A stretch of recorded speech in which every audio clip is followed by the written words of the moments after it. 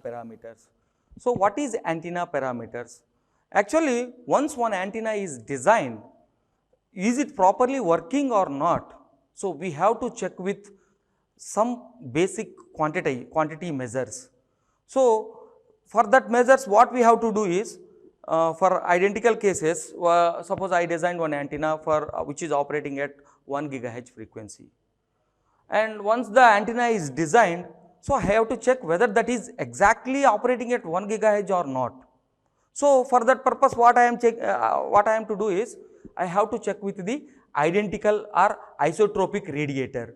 So this isotropic radiator, so it will radiates all the direction uniformly. That means this is a simple isotropic radiator. So this is an isotropic radiator, so which will radiate uniformly in all the directions.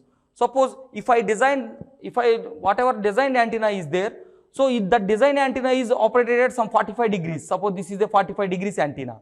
If in that direction, whatever properties possessed by the isotropic radiator, if your design antenna also possess the same characteristics, then we can say that our designed antenna is perfectly matched with the isotropic, and your designed antenna is perfectly suitable antenna. So antenna parameters are quantitative measures for your antenna when compared with the other antennas. So actually all of you know about antenna. Antenna is a transducer which converts one form of energy into another form, and here it will convert the low frequency. So radiation, the radiation is the one of the important parameter for any antenna any antenna. So the radiation is more in the high frequency signals, and it is low in the low frequency signals. Suppose if for any antenna designer, they have to take care two important parameters when they have to design the antenna. One is the impedance matching. Impedance matching with free space should be very high or very efficient way. Second one is, whatever designed signal antenna should be operated in your desired direction. So there are two important parameters when you design one antenna. So the impedance should be matched with the free space with high efficiently, and second one is it should be pass the signal in the desired direction. So antennas, so here there are three types of antennas are there. One is the isotropic antenna. So this antenna is a ideal antenna, it is a lossless antenna, and it will radiate in all directions. It will radiate all directions uniformly. Suppose we are taking 3 axes X, Y and Z. So the radiation pattern of isotropic radiator is always a sphere. It is a sphere and it radiates uniformly in all the directions. So it is a hypothetical antenna and it is reference antenna for all the applications, all the antennas. This antenna is a reference antenna. So by using this antenna, whatever practically designed antenna is there, we have to check the characteristics with the isotropic antenna. Second antenna, that is a directional antenna. So this directional antenna will works on one plane only, and in the one direction it is a directional antenna, in the another plane it is a non-directional antenna. Suppose you see this is an XYZ plane. Suppose I say that my antenna is operated at the XZ plane. So this is XZ plane. So in this XZ plane direction, so I am having my radiation pattern. So see this.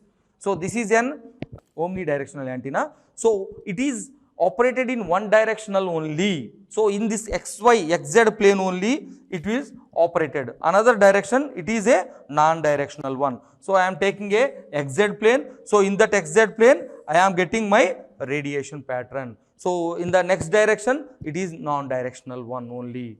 So next one is the directional antenna. So directional antenna means it is operated in one direction very efficiently than other direction. Suppose if you are choosing one and this is one direction, this is another direction, this is another direction. So this is the directional characteristics of an antenna.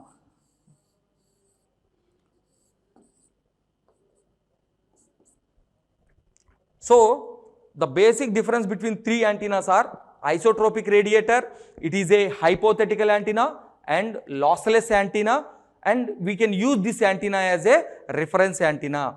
Practically nobody cannot design this antenna, because any antenna cannot be a 100% radiation of cannot possess the property of 100% radiation in all the directions.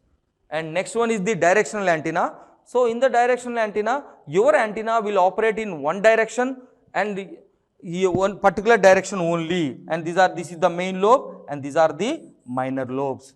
And in the omnidirectional antenna, it is having in one direction it is non-directional antenna, in the other direction it is shows the orthogonal property. So if you want to design an antenna, you should compulsory you should compare with the identical antenna, that means isotropic radiator.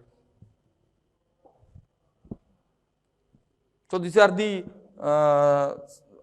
some diagrams for the omni antenna, dipole antenna and the Yagi-Uda directional antenna. See this, here it is radiating all the direction uniformly. So in this omnidirectional or dipole antenna, so in this direction only it will radiate very efficiently. In these two directions it cannot radiate properly or non-directional only. So this is Yagi-Uda antenna direction. So in this direction only it shows the highest desired direction, in this direction only. So remaining direction the radiation is very weaker. So this is a simple radiation pattern of a isotropic radiator. See this red part shows the entire radiation is there. So this red one shows the entire radiation. So for isotropic antenna, so the directivity is 1. So to 10 log of 1 is equal to 0 dB. So the gain of this one directivity is equal to 0 dB. So this is a simple half wave dipole radiation pattern where D is equal, directivity is equal to 1.64 and that is equals to 2.43 dB. Next one is the radiation pattern. So a radiation pattern is a graphical representation of the whatever power or electric field of the antenna. It is a radiation pattern is a graphical representation or pictorial representation of the radiation properties of an antenna in terms of power or field, and it is drawn between the power to the theta or power to the pi, different coordination systems. So these properties include power flux density, radiation intensity, field strength and also directivity and polarization. So there are two types of field patterns are there. One is the field pattern and second one is the power pattern. So field pattern. So if you draw a graph between E versus theta, then it is called as a field pattern. E versus theta, electric field versus theta is called as a field pattern. So for an antenna, field pattern is typically represents the plot of the magnitude of electric or magnetic field as a function of angular space, that is theta or pi. Suppose this is the a polar plot of a radiation pattern here. So this beam is called as the major lobe. So the major lobe indicates the maximum radiation of your antenna, and these beams are called minor lobes. These beams are called minor lobes. minor lobes or side lobe levels, and this beam is called as a back lobe. So from this plot we can find out the half power beam width and as well as the first null beam width. So if you draw a from maximum signal, that is maximum signal is 1, from here to 1 by root 2 of your E, it is called half power beam width. Suppose 1 by root 2 means 0.707. At this point, if you draw a line and see the angular difference between these 2 points, angular difference between these 2 points is called as your half power beam width. Suppose if you draw a line to at 0 nulls, so here in this null, the angular difference between these 2 points, that is called first null beam width. Always first null beam width is equals to 2 times of your half power beam width. So in the field pattern, we are drawing a line at 0.707 into your electrical total normalized electric field, then we are getting your half power beam width. So next radiation pattern is power pattern. So if you draw, power is equals to, we know that power is equals to E square. If you draw a plot between power versus theta, then it is called as a power pattern. Power versus theta is called power pattern. So here what we are doing is, so this is the power pattern of a antenna. So here we are drawing a line for the normalized power at 0.5. We are drawing a line at the point 0.5 and see this, the angular difference between at these 2 points is called as a half power beam width.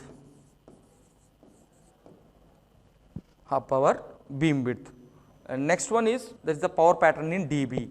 Suppose if you want to represent your power pattern in logarithmic scales, so we want to find out in dBs. So 10 log of your power is in dB. So this is the plot for your power pattern in dB, where we are drawing our half power beam width at 3 dB line.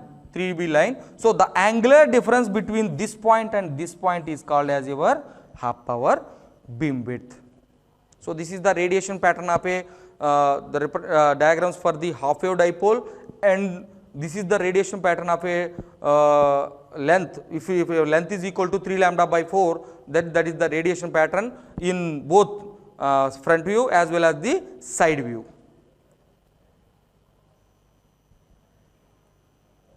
Next, so the radiation pattern lobes. So this is the polar plot diagram. So this red line indicates major lobe. So where the maximum radiation is there in this particular direction, and these are the lobes, this green lobe and this pink lobe and blue lobe. So these are actually called as minor lobes, and these 2 lobes, green lobes are called side lobe levels, green, pink, and these 2, all the lobes are called side lobe levels, and this is called as the back lobe level. So if you draw a line from the maximum radiation to the, that means half of the 1 by root 2 of your total signal, then it is called as a half power beam width. That is the angular difference between these 2 points is called as the half power beam width. So if you draw a line from the null of the your first side from major beam to this from the left side and right side, then it is called as a first null beam width. Always your half power beam width is half power beam width is equals to first null beam width by 2. So this is beam width between first nulls is equals to 2.25 into half power beam width. And also for most of the satellite communication applications, the side lobe level must be much lesser than 25 dB or 20 dB. And your front to back ratio, suppose front to back ratio means if you draw a the ratio of the major beam to the back lobe is called your front to back ratio, though that should be greater than 20 dB. So, this is a Cartesian diagram. Here this is the major beam and this is the first side lobe level and this is second side lobe level and this is the back lobes. These two are your back lobe levels. So, for uniform distribution, suppose if you are using A of x equals to, if for A of x equals to, if for A of x equals to 1, then the first side lobe level of your pattern must be minus 13.46 dB. So, which is very high in terms of radiation. To reduce that one, we have to use different amplitude distributions like circular amplitude distribution or pedestal distributions. So, by using that we can reduce the side lobe levels. So, if you reduce the side lobe levels, the concentration of your main beam is in the desired direction and it will improve the radiation as well as your gain must be improved. So, this is what we discussed in the above diagram also. So, this is called null. This is called null.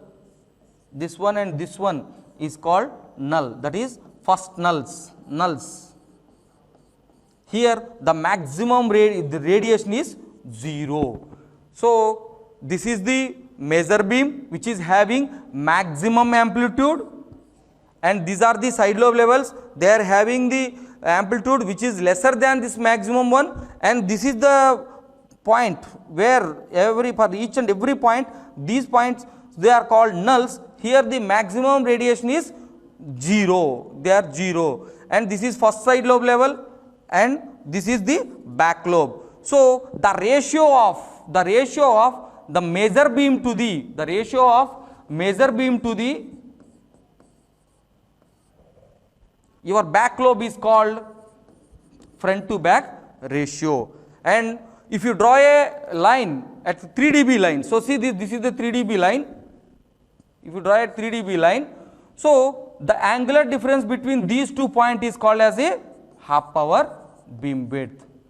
And if you draw a line between these 2 points, first nulls, this is called your first null beam width. So, these are all the beams, different beams, main lobe, side lobes, half power beam width, first null beam width and front to back, that means front to back ratio. And next one is the principal patterns. So, in your 3D structures, we can't see directly all the directional characteristics. So, that is why we have to see those characteristics in 2 planes. One is the principal plane, 2 principal patterns are E plane pattern and H plane pattern. In the E plane pattern, what we are doing is we are cutting our antenna and its maximum radiation, and also in the H plane pattern we are cutting the H fields and the aperture distribution, maximum aperture distribution. So, this is an horn antenna and this is the radiation pattern of that antenna. Here there are 2 planes, one is the H plane and the E plane and the H plane. So, here we are cutting the one plane with E fields and the maximum amplitude distribution, and here we are what we are doing is we are cutting the H field and the distribution. We are taking 2 planes, one is X plane, XYZ plane. Suppose if you are having the radiation pattern like this, suppose we are taking the electrical field lines at this direction, E field lines at this direction. So, this will be your radiation in this XY plane. Suppose we are taking XZ plane, that is electrical field here and magnetic field in the direction, then it is called as the H field direction. So, for a linear polarized antenna, the performance is often described in terms of 2 planes, one is the E plane and the H plane. In the E plane, the plane containing the electric field vector and the direction of maximum radiation, and the H plane which is consists of the plane containing the magnetic field and the direction of maximum radiation. The next important topic is how your antenna, that is field regions. So, in these field regions there are so how your antenna will radiate for different distances from your antenna. So if your radiation is that your forever point is very closer, what will happen? If you are very far away from your antenna, what will happen? So there are totally 3 regions are there from your antenna. Suppose here we are taking one dipole antenna with d is equals to lambda by 2. Here there are totally 3 regions. One is the 3 regions. One is this is reactive region which is close to your antenna. So it is 0.62 into root over L cube by lambda or d cube by lambda. So that is the distance between your antenna to the first zone, that is reactive near field region. So from this region to next region is Fresnel region. So the distance between this one is 2L square by lambda, and third one is the far field region or Fraunhofer zone. So which is the distance between your antenna to this region is 2d square by lambda, where d is the largest dimension which we are using. So here you are seeing, so this is my antenna and these are the 3 regions. So in these 3 regions you can see in the field distribution in 3 regions. So this region is very close to your antenna, and your radiation pattern is not in a good shape. Why? Because is this region is very close to or close coupling with your antenna, and next region is radiating field near field region. So here also the magnetic field and electric field are not orthogonal to each other, and also they are not formed the total field pattern. But in this region, far field region, so the distance between your antenna and this field is 2d square by lambda. So here your total radiation field occurs and it is not depending on the length of the antenna. So this is how we are spelling how the radiation will occur. So see this is a non-radiative reactor or reactive region. Here the couplings, your antenna is coupling between your field to the antenna, that's why these are couplings are there. So once the radiative, the Fresnel region is there, so there are the coupling between your antenna and your zone is somewhat less. So in the far field region, that is totally vanished and you are getting the pure your transmitted signal.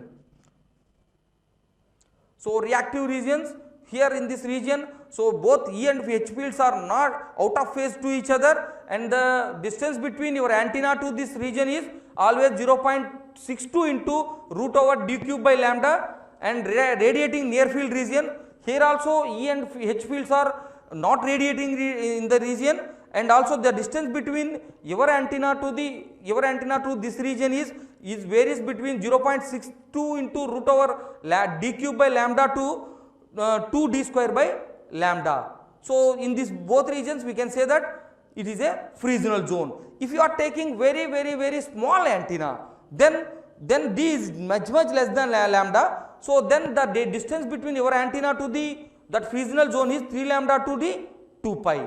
So the total maximum direction distance is 3 lambda to 2d square by lambda, which is the distance r, and it is from lambda by 2 pi to 0.62 into root over d cube by lambda. And third zone, here where we are getting our full far field radiation pattern, and it is independent of the distance, where d is greater than lambda, that is your antenna length is greater than lambda. So your distance between your antenna to that zone is greater than 2d square by lambda. So suppose if you are taking very small antenna, so then your region is greater than t lambda. So already we discussed this one, the beam widths. So whenever designing an antenna, beam widths are very important. Suppose for any designer, if you want to design one antenna with any number of elements, first he have to decide that what is the beam width of your antenna, how much beam width is required and how many elements are required. So what is the space between the elements and how much space is required for installation. All these should be keep in mind. So that's why beam width is very important. So here there are two types of beam widths are there, half power beam width and the first null beam width. If you take the angular difference between two nulls, first two nulls is called first null beam width. If you take the that means angular difference between the 2 points from your maximum to the 1 by root 2 is called half power beam width. So always your first null beam width is equals to 2.25 times of your half power beam width.